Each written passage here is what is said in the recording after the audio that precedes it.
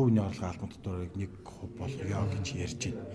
Танд ер нь татвар яаж нөлөөлж байна? Ямар яг үннийг хэлэхэд шүү дээ. Хүн амын орлогын албан татвар бүх цалин авдаг. Энд нь зөвхөн хувийн хвшилж биш зэ.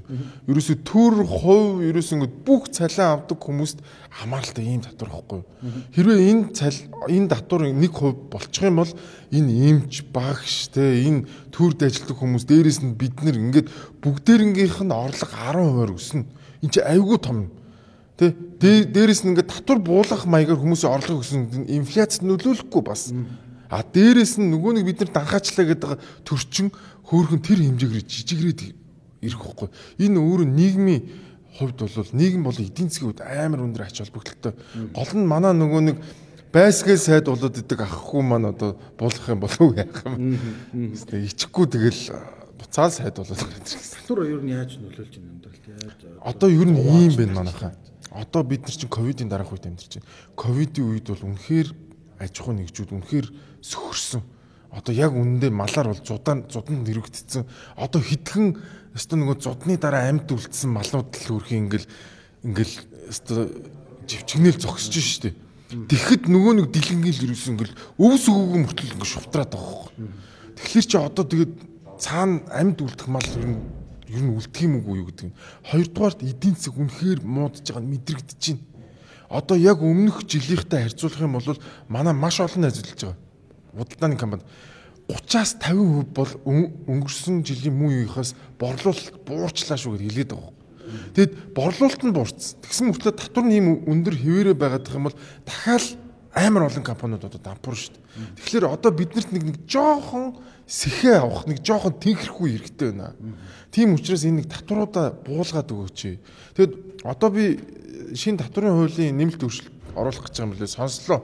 Зүгээр л косметик өөрчлөлтүүд. Яг үнэхээр амьдралд хэрэгтэй те яг хүмүүсийн цалин авж байгаа хүмүүсийн ч гэдэг юм уу яг бизнес хийж байгаа хүмүүсийн амьдралд нөлөөлчхөөр яг тийм татварын шинжилт байхгүй. Тэгэхээр ядаж энэ хүн амын орлогын албан татвар буулгачих юм бол энэ цалин авж байгаа хүмүүс чинь орлого нэмэгдэн тэр хэрээрээ нөгөө нэг зээл авах те байдал нь багасна. Дээрээс нь худалдаа авалт нь нэмэгдэн штэ. Тэгэхээр энэ хэрээрээ нөгөө нэг байгууллагууд чинь жоохон тэнхэрж ирнэ штэ. Энэ хэрээрээ нөгөө бидний данхар гэдэг төрчин арай жоохон жижигэрч ирнэ үстэ.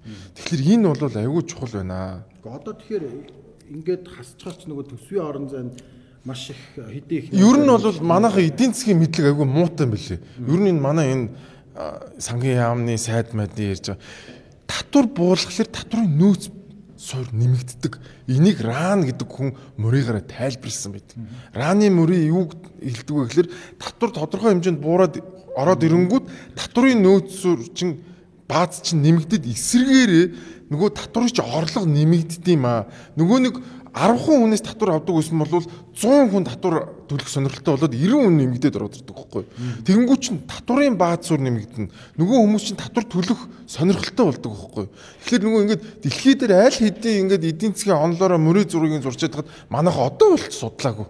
Тэгэл өөдөөс ийм мангар юм арай л ингээд яачих юм бол баг эмч багш нар цалингүй болчихно гэд. Sorry тэр эсрэгээр эмч багш нар чинь цалин 10% нэмэгдэх гээд байна. 9% нэмэгдэх гээд байна. Юу вэ те? Юу яриад байгаа юм бэ? Эсрэгээр маш олон хүмүүс татвар төлөх сонирхолтой болох гээд байна.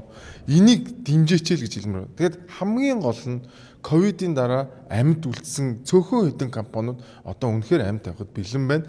Тэгээд татварын одоо хөнгөлөлт бол одоо биднэрт бол усаагаар шиг хэрэгтэй байна. Төрийн дарамтаа багасгамаар байна, татварын дарамтаа багасгамаар байна яг. Төрийн багасгал гэдэг өргөн баригдсан тэнд тодорхой өөрчлөлт. За нөөтийн буцаа олголт гэдэг. Тийм нөөтийн буцаа.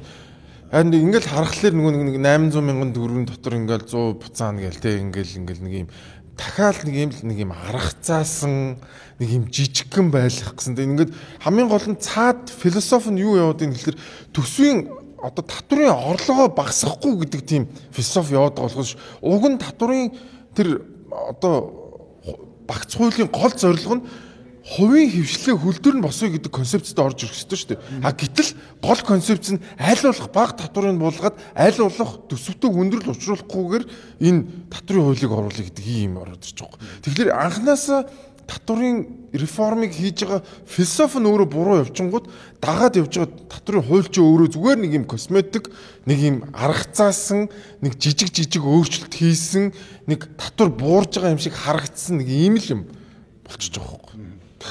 Энэ байдлаараа үргэлжилсээр байвал яах вэ? Гэхдээ одоо эдийн засаг хямарсан байна. Дээрээс нь ийм амар өндөр татварын дарамттай байх юм бол дахиад маш олон компаниуд ампуурна, дахиад маш олон залуучууд Монголоос гадагшаа хар ажил хийх гэл юм. Өөр ямар ч сонголт байхгүй. Одоо өнөөдөр ч гэсэн 100 залуучууд онгоцны буудлын дээр хар ажил хийх гэл явж байна.